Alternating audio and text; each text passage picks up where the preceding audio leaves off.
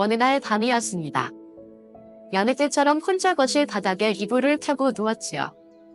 낯선 천장의 무늬를 멍하니 바라보며 나는 스스로에게 조용히 물었습니다. 내가 도대체 뭘 그렇게 잘못했을까? 바로 몇 시간 전 아들의 말이 제 가슴을 깊게 파고들었습니다. 엄마, 불편하시면 그냥 집에 가세요. 차라리 모진 말로 상처를 주었다면 눈물이 났을 텐다. 그 말은 너무도 조용하고 덤덤해서 더 아팠습니다. 그날 밤 나는 울지 않기로 했습니다.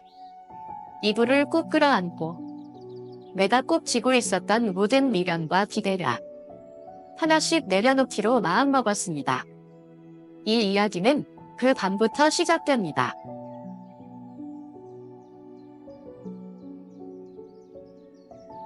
제 이름은 박순희, 올해로 80입니다. 지금은 시골의 작은 마을에서 혼자 살고 있지요. 남편은 일찍 세상을 떠났고 외아들 준호는 몇 해 전 캐나다로 이민을 갔습니다. 손주들 교육 때문이라 했지요. 그날 그는 말했습니다. 엄마, 얘들한테 더 나은 환경을 주고 싶어요. 이해해주세요. 그 말이 몸에 서운했지만 저는 말리지 않았습니다. 어미가 자식을 붙잡을 수는 없는 법이지요. 그날 이후 집은 참 조용해졌습니다. 아궁이에 불 지피는 소리만 나고 문을 스치는 바람에 깜짝 놀라 밖을 내다보면 텅 빈 골목엔 아무도 없습니다. 그런데 얼마 전 아주 뜻밖의 소식이 들려왔습니다. 준호가 돌아온다고 했습니다. 엄마, 우리 이번에 한국으로 이사 왔어요. 그 말 한마디에 내 심장은 다시 뛸 줄 알았습니다. 기다리던 목소리, 그리웠던 아이들 얼굴. 서울로 가는 버스표를 끊으면서 손이 떨릴 정도였습니다. 하지만 설렘 뒤엔 늘 현실이 조용히 찾아오는 법이죠.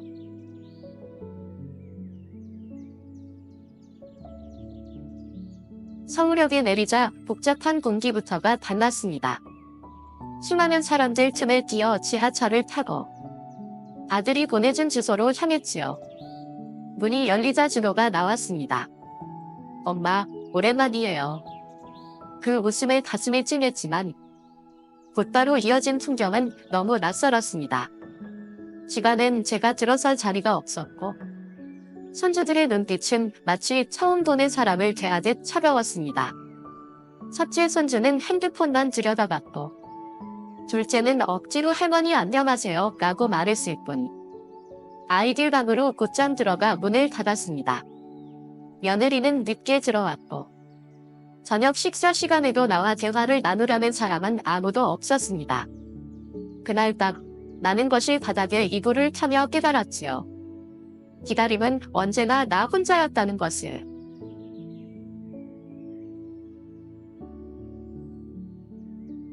서울에 머문 지 사흘째 되는 날. 그날은 이사날이만큼 아들이 일찍 퇴근했습니다. 간단히 저녁을 먹고 난 후 아들은 내 앞에 앉아 조심스레 입을 열었습니다. 엄마, 사실 드릴 말씀이 있어요. 나는 순간 마음이 덜컥 내려앉았습니다. 그 말투, 그 표정. 아들은 예전에도 이렇게 조심스레 말을 꺼낸 뒤 내게 도움을 요청하곤 했으니까요. 엄마, 시골에 남은 밭 있잖아요. 그거 팔 수 있을까요? 말문이 막혔습니다. 숨을 들이마셨지만 대답은 나오지 않았습니다. 그 밭은 내 마지막 남은 것이었습니다. 남편과 함께 일구었던 땅. 아들이 어릴 적 뛰놀던 것. 그리고 지금은 내 노후의 마지막 의지처였습니다. 예전에도 그 밭 팔아서 준호 너리 유학비 제졌잖니. 이번에도 또 그걸 바라니? 아들은 말없이 고개를 숙였습니다. 그러곤 한참을 뜸 들이다 마침내 고개를 들고 말했습니다. 엄마, 캐나다에서 사업이 완전히 실패했어요. 지금도 빚이 많고 한국에서 다시 시작하려면 돈이 꼭 필요해요. 저희 정말 간절해요. 그 말 속엔 죄책감도 미안함도 담겨 있었지만 무엇보다 더 짙게 느껴진 건 필사적인 기대였습니다. 그리고 그 기대는 또다시 나를 향해 떠쳐오고 있었습니다.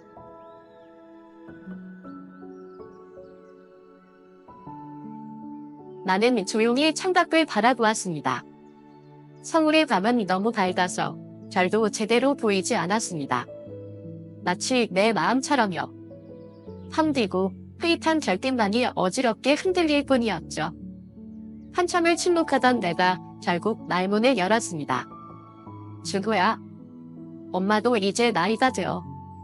그 밭은 그냥 땅이 아니라 엄마가 살아갈 이유야. 아들은 아무 말도 하지 않았습니다. 그 침묵 속에서 나는 오래된 외로움이 다시 되살아나는 걸 느꼈습니다. 내가 준호에게 너무 많은 걸 줬던 걸까? 아들의 인생에 나는 언제나 조연이었고, 그가 힘들 때마다 기대는 존재였지만, 그가 행복할 땐 나는 기억조차 나지 않는 사람이었습니다. 그리고 이번에도 마찬가지였습니다. 그가 필요로 하는 건 나가 아니라 원의 닭이었습니다.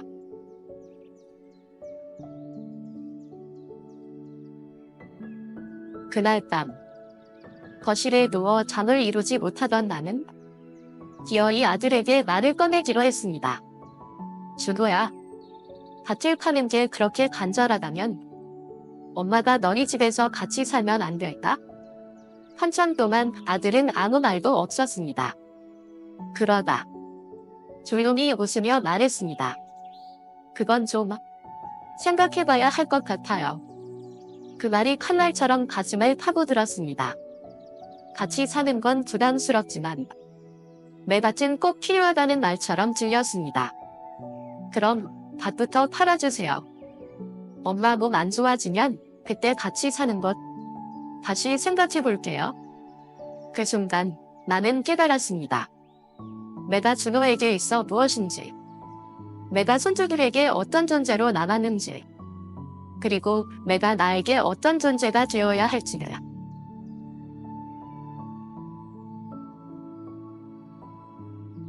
그날 밤 서울의 작은 아파트 거실은 이상하리만큼 조용했습니다. 손주의 웃음소리도 아들과 며느리의 말소리도 없이 덕실의 초침소리만이 조용히 울려 퍼졌지요. 마치 내 속마음을 하나하나 찔러오는 듯한 소리였습니다. 나는 홀로 거실 바닥에 깔린 이불 위에 누워 있었습니다. 밤도 아니고 침대도 아니고 그저 거실 한 구석. 하얀 형광등 아래 내가 누운 자리는 너무나 낯설고 차가웠습니다. 아들이 내민 두툼한 이불은 충분히 따뜻했지만 내 마음의 참 기운까지 막을 수는 없었습니다. 눈을 감으려 해도 감기지 않았습니다. 몸이 불편해서도 아니고 바깥 소음 때문도 아니었습니다. 그저 아들의 말이 계속 머릿속을 맴돌았습니다. 엄마, 밤이 좁아서요. 거실에서 주무세요. 나는 억지로 웃으며 괜찮다고 했지만 속으로는 가슴이 확 막혀왔습니다. 예전엔 저 아이가 밤에 열이 나면 내가 이불도 없이 바닥에 누워 꼭 안아줬는데 이제는 그 아이의 집에서 나는 단 한 칸 내어주기도 부담스러운 손님이 되어 있었습니다. 나는 천장을 멍하니 바라보며 조용히 속삭였습니다. 나는 도대체 뭘 그렇게 잘못했을까? 평생을 아들 하나 바라보며 살아왔습니다. 먹을 것도 입을 것도 아껴가며 논밭에서 허리 굽히며 일만 했습니다. 오로지 우리 준호가 더 좋은 삶을 살 수 있도록 내가 못 가준 걸 얘한테는 다 주고 싶었습니다. 그랬던 내가 지금은 겨우 하룻밤 누구나서도 눈치를 봐야 하는 사람이 되어 있더군요. 차라리 미운 소리를 들었다면 속이라도 시원했을 텐데 이렇게 아무 말 없이 외면당하는 게 더 서러웠습니다.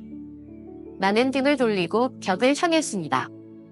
가슴이 콕콕 아프고 눈물이 찔끔 나올 것 같았습니다.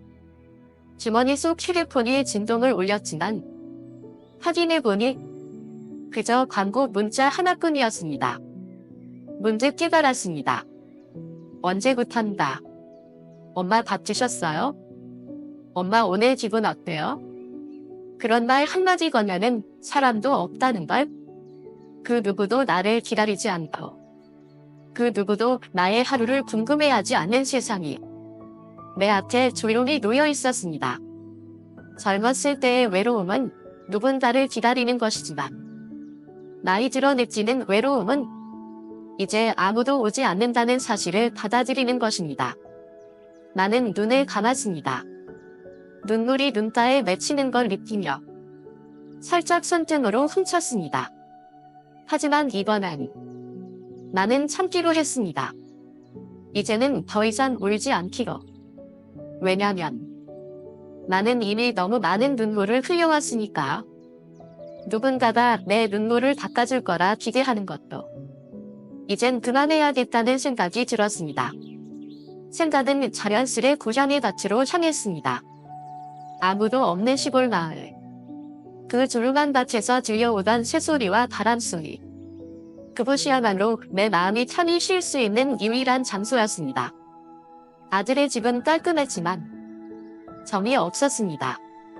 손주들은 나를 반기지 않았고 아들은 필요할 때만 내게 기대려 했습니다. 이곳은 더 이상 내 자리가 아니었습니다. 나는 이불을 목까지 끌어올렸습니다. 밖에서는 바람이 창문을 흔들며 속삭이는 듯 했습니다. 순이야, 이제 너 자신을 위해 살아야 할 때다. 그 말이 바람결처럼 내 귀에 스며들었습니다. 나는 조용히 중얼거렸습니다. 그래, 내일이면 집에 가자. 그 누구도 나를 밀어내진 않았지만 그 누구도 나를 붙잡지도 않았습니다. 그래서 나는 스스로 걸어나가기로 했습니다. 그날 딱 나는 울지 않았습니다. 그리고 마음 깊은 곳에서 작은 결심 하나를 꾹 눌러 새겼습니다. 앞으로는 기대지 않고 살겠다. 나를 위해 살겠다. 그리고 다시는 울지 않겠다.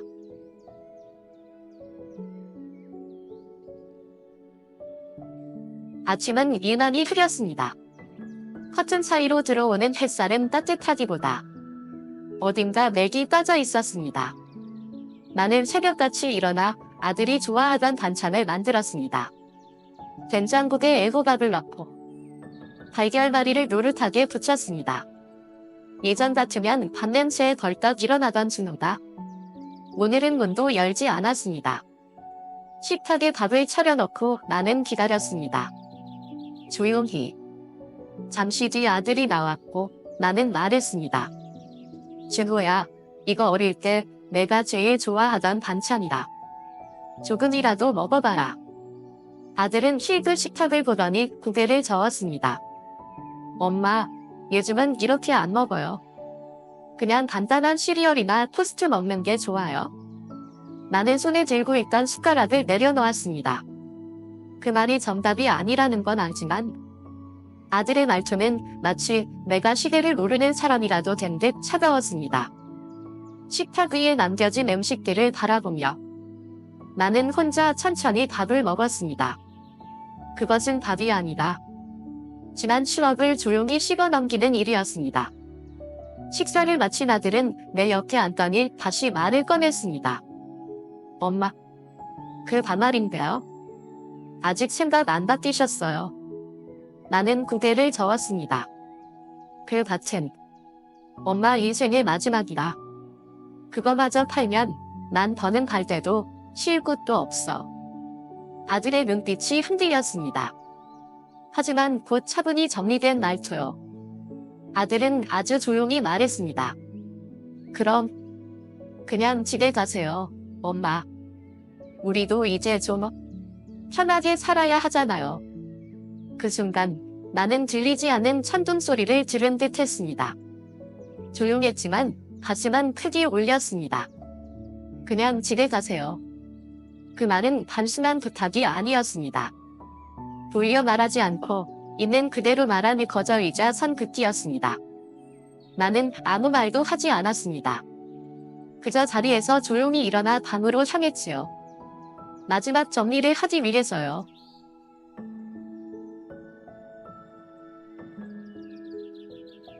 아들은 말없이 운전대를 잡고 나를 기차역으로 데려다 주었습니다. 차 안은 내내 침묵이었습니다. 우리는 같은 공간에 있었지만 서로의 마음은 전혀 다른 곳을 보고 있었습니다. 나는 창밖을 보며 말했다. 예전에 너 초등학교 들어갈까? 새 가방 사주고 버스 정류장까지 데려다 줬던 거 기억나니? 아들은 대답하지 않았습니다. 나는 말을 이었습니다. 그날 너 손 꼭 잡고 엄마는 여기까지 따라올게. 이젠 너 혼자 갈 수 있겠지? 그렇게 말했지? 아들은 조심스레 물었습니다. 그래서요, 엄마. 나는 웃으며 말했습니다. 이제는 그 말. 내가 너한테 해줘야 할 것 같구나. 기차역에 도착하자 아들은 트렁크에서 내 짐을 꺼내주었습니다. 나는 아들의 눈을 마주 보았습니다. 준호야. 엄마가 너한테 너무 많은 걸 기대했던 것 같다. 이제 그만 내려놓을래? 아들은 고개를 끄덕였지만 그 표정에는 죄책감도 슬픔도 안도도 없었습니다. 그저 차분하게 보렸습니다. 나는 조용히 돌아섰습니다. 기차에 오르며 한 번도 뒤를 돌아보지 않았습니다. 제 부잔 다시 나를 신나 고향으로 돌아온 찰나. 나는 오래된 마당 참선이 아니다. 천천히 바람을 마셨습니다. 예전보다 허리도 굽었고 손뜨는 주름이 늘었지만 이전만해도 마음만은 조금 가벼워졌습니다. 나는 밭으로 향했습니다. 그리고 조용히 땅을 만졌습니다. 차갑지만 단단한 흙. 그 속에는 여전히 따뜻한 숨결이 살아있었습니다. 이제는 이 밭이 내 가장 든든한 가족이군. 나는 작은 대추 씨앗을 하나 심었습니다. 그리고 내 마음의 씨앗도 함께 묻었습니다. 더 이상 누구의 어머니가 아닌 그저 나로서 살기로 다짐했습니다. 제 식장 비로소 피어나는 삭. 며칠 뒤 이웃 아주머니가 밭을 지나며 말을 걸었습니다. 아이고 순이 아주머니, 서울은 어떠셨어요? 아들이랑 잘 지내고 오셨겠나? 나는 조용히 웃으며 말했습니다. 잘 지내더라고요. 나 없어도 될 만큼 아주 잘 말이다. 그 말에 아주머니는 그럼 마음 편하시겠네요 라며 웃었지만 나는 속으로 천천히 되뇌었습니다. 이제는 나도 나 없이도 잘 살기로 했다. 그리고 밭으로 향했습니다. 작은 새싹이 흙을 밀고 올라오고 있었습니다. 그 작은 생명을 바라보며 나는 처음으로 이렇게 말했습니다. 이제야 내가 살아가는 이유를 조금 알 것 같군. 제 11장 기제는 나도 나를 돌볼 차에 며칠이 지났습니다. 밭에는 작은 싹들이 조용히 얼굴을 내밀었고 나는 그 앞에 조용히 무릎을 꿇었습니다. 햇살은 부드럽고 바람은 따뜻했습니다. 예전에는 밭이 고역이었습니다. 지금은 이 흙을 만지는 시간이 오히려 위로가 되었습니다. 땀이 흘러도 괜찮았습니다. 마음속 먼지가 조금씩 씻겨 내려가는 것 같았거든요. 나는 마을 보건소에서 보내온 건강검진 통지서를 꺼내 들었습니다.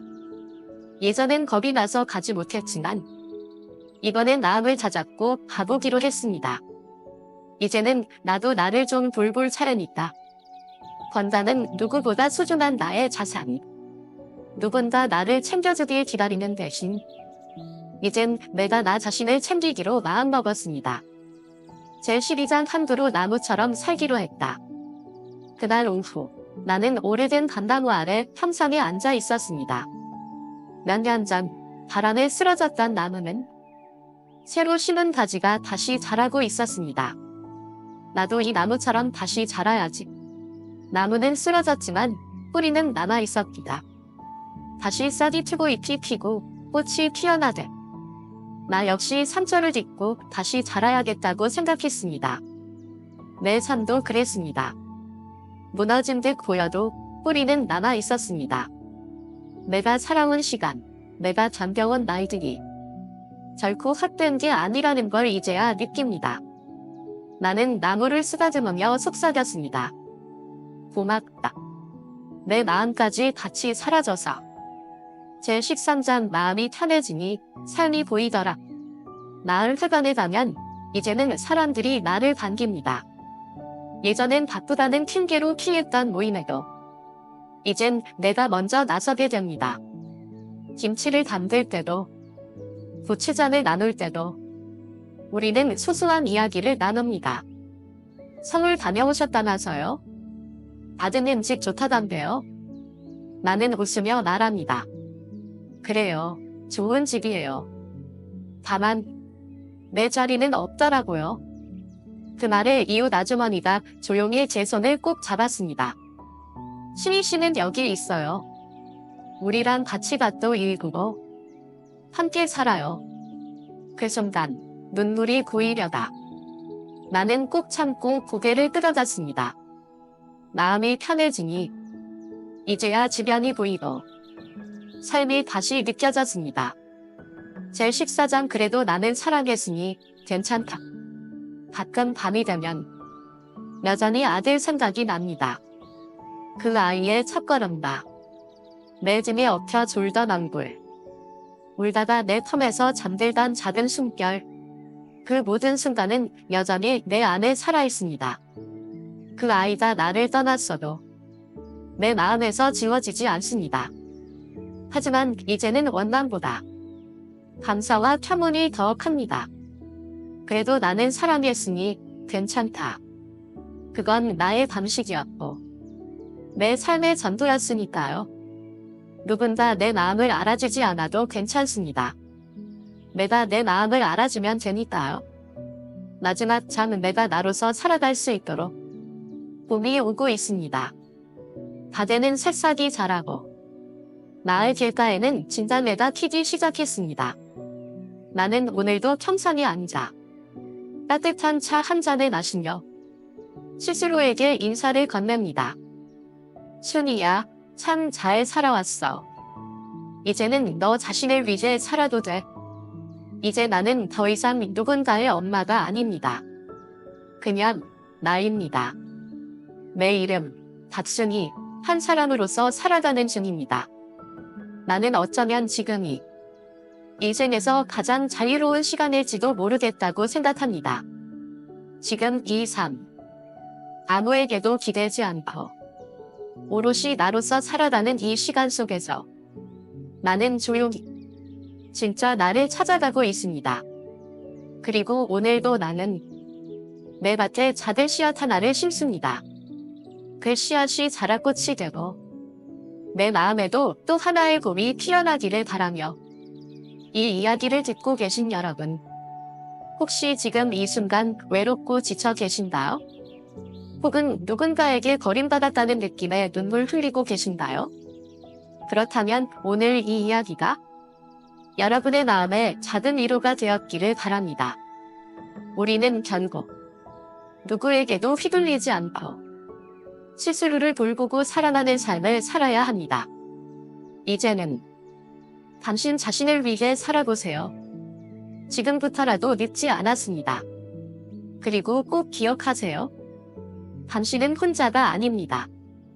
제가 그리고 이 이야기를 들은 수많은 사람들이 당신을 마음으로 응원하고 있다는 것은요. 고맙습니다. 당신의 삶이 언제나 따뜻하길 바랍니다.